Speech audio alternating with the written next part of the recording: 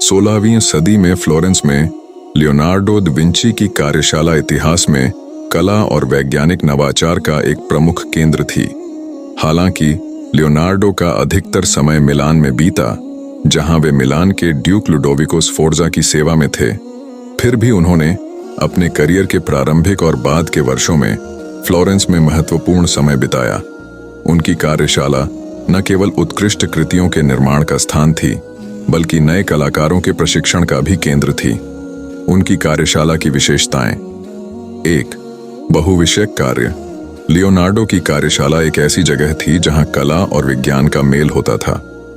अधिकांश समकालीन कलाकारों के विपरीत, जो केवल चित्रकला या मूर्तिकला पर ध्यान केंद्रित करते थे, लियोनार्डो की कार्यशाला में शरीर रचना, यांत्रिकी, वनस्पति विज्ञान और जलगति विज्ञान का भी अध्ययन किया जाता था, जिसका विवरण उनकी विस्तृत नोटबुक्स में मिलता है। 2. शिष्य और सहायक। उनकी कार्यशाला में कई शिष्य और सहायक आते थे, जो उनसे नई तकनीकें सीखते थे और उनका सहयोग करते थे। ये कलाकार परिप्रेक्ष्य, चियारोस्कुरो, प्रकाश और अंधेरे के बीच के गहरे विरोधाभास का उपयोग और मानव शरीर रचना जैसे विषयों में निपुणता प्राप्त करते थे। 3. कला में नवाचार। उनकी कार्यशाला प्रयोगात्मक कार्यों के लिए जानी जाती थी।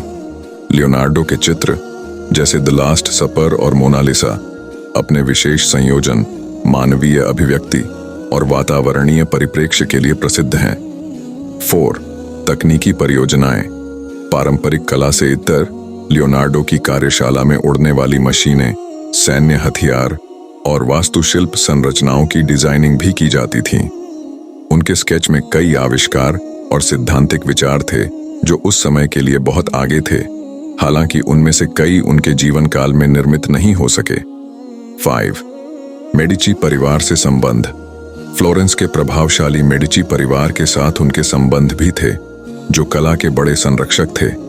यह संबंध उनकी कार्यशाला के लिए समर्थन का एक स्रोत था और उन्हें प्रमुख हस्तियों और बौद्धिक मंडलियों तक पहुंच प्रदान करता था। लियोनार्डो की कार्यशाला एक आइडिया लैब की तरह थी, जहां उन्होंने कलात्मक सृजन और वैज्ञानिक अनुसंधान को एक साथ जोड़ा।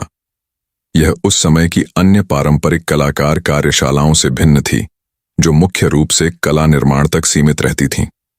उनके दृष्टिकोण ने कला और विज्ञान के मेल की नींव रखी, जो भविष्य की पीढ़ियों के लिए प्रेरणा बनी।